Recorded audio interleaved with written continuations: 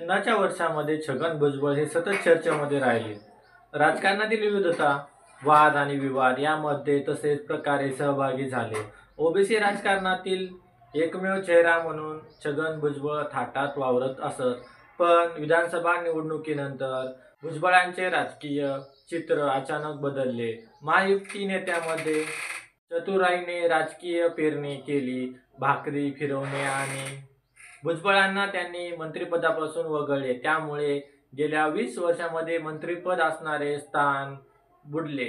छगन भुजबळ यांना मात्र मंत्रिमंडळापासून वेगळेच गेले.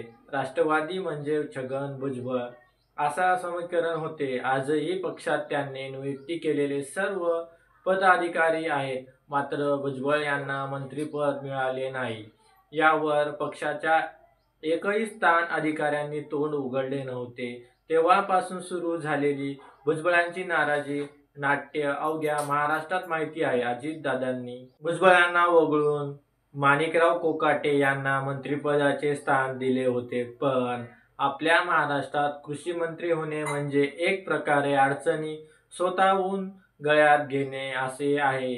जो कृषी मंत्री होतो तो काही ना काही कारणास्तव गोत्यात येतो आणि तोच झाले. कोकाटे यांच्या बाबत कृषी मंत्री झाल्यानंतर 2 महिन्यामध्ये कोकाटे यांना 30 वर्षापूर्वीच्या एका प्रकरणात अडकले आहेत.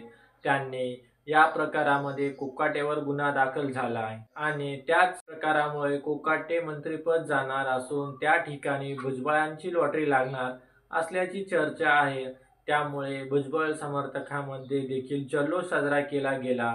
पण या सगळ्यामध्ये पुन्हा एकदा नवीन एक ट्विस्ट आले आणि ती गोष्टीवरून पुन्हा एकदा भुजबळासोबत धोका झाला आहे का असे बोलले जाते. या मागील नेहमी कारण काय आहे जाणून घेऊया आजच्या व्हिडिओच्या माध्यमातून. नमस्कार मित्रांनो, मी सुनील. तुम्ही पाहताय काहीतरी वेगळे. माणिकराव कोकाटे 1995 मधील प्रकरण शिक्षा झाली आहे.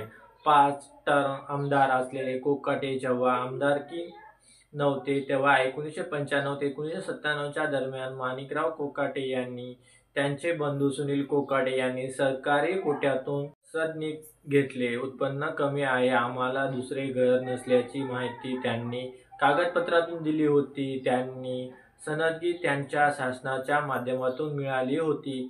तेव्हा तत्कालीन अधिकाऱ्यांनी अपेक्षा घेतल्या होत्या. या प्रकरणामध्ये माजी मंत्री तुकाराम दिघळ यांनी या प्रकारात लक्ष घातले. कागदपत्राची फेर आणि फसवणूक केल्याचा आरोप माणिकराव कोकाटे यांच्यावर दिघळ यांनी केला होता.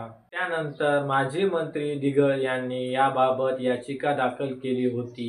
त्यानंतर नाशिकच्या सरकारवाडा पोलीस ठाण्यामध्ये कोकाटे बंधूंविरुद्ध कागदपत्रामध्ये फेरफार करून शासनाची फसवणूक केल्याचा गुन्हा नोंदवण्यात आला. या प्रकारामध्ये नाशिक न्यायालयाने सुनावणी सुरू होती. न्यायालयाने कोकाटे बंधू यांना 2 वर्षाची शिक्षा आणि 50,000 रुपये दंड ठोठावला आहे. माणिकराव कोकाटे यांना न्यायालयाने ज्या कायद्याच्या अंतर्गत शिक्षा ठोठावली, कायदा काय आहे?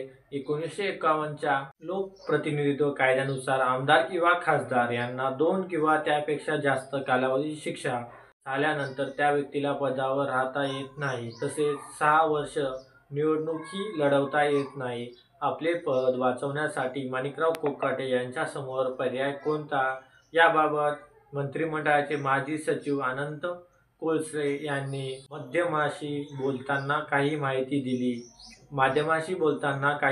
दिली. मात्र न्यायालयाने त्यांना 2 वर्षाची शिक्षा सुनावली आहे. त्यामुळे ते या विरोधात तातडीने उच्च न्यायालयात जातील. उच्च न्यायालयाने त्यांच्या शिक्षेला स्थगिती मिळाली तर त्यांचे विधानसभा सदस्यत्व जाणार नाही. पण स्थगिती मिळाली नाही तर त्यांचे सदस्य धोका निर्माण होईल.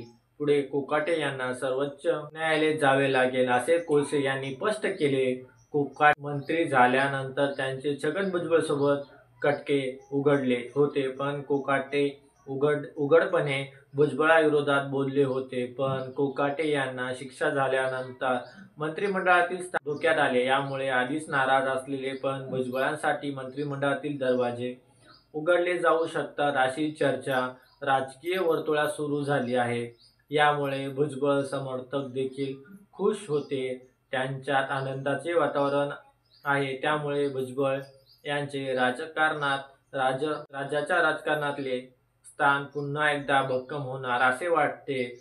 कोकाटे यांच्या घोटाळ्यामुळे त्यांना मंत्रिपद जाऊ त्या ठिकाणी भुजबळ यांची वाणी लागत आहे असे बोलले जाते. पण ही सर्व परिस्थिती जरी अशी असली तरी पण परत एकदा भुजबळ मंत्रिपद येतील असे वाटते. असली तरी वास्तविक परिस्थिती थोडी वेगळीच आहे. कारण की आजपर्यंत विचार केला तर बऱ्यापैकी कृषी मंत्रिपद विराजमान झालेले मंत्री राजकारणातून शून्य झाले आणि जर का भुजबळ यांना कृषी मंत्री मिळाले तर कुठली तरी त्यांचे पण राजकारणातील धोका येणार का असा प्रश्न आता उपस्थित होतोय.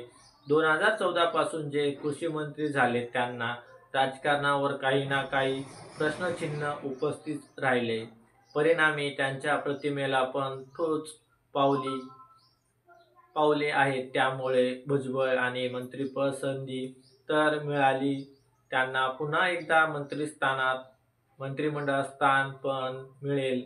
मंत्रिपदाच्या या रेसमध्ये भुजबळ जिंकले की फसतील असा बोलले जाते. याबद्दल तुम्हाला काय वाटते? कोकाटे मंत्रिपद जाऊन भुजबळांना त्या ठिकाणी स्थान देण्यात येईल का? तुमचे मत आणि तुमचे प्रतिक्रिया कमेंटमध्ये नक्की सांगा मला आणि आमच्या चॅनलला सबस्क्राईब करा.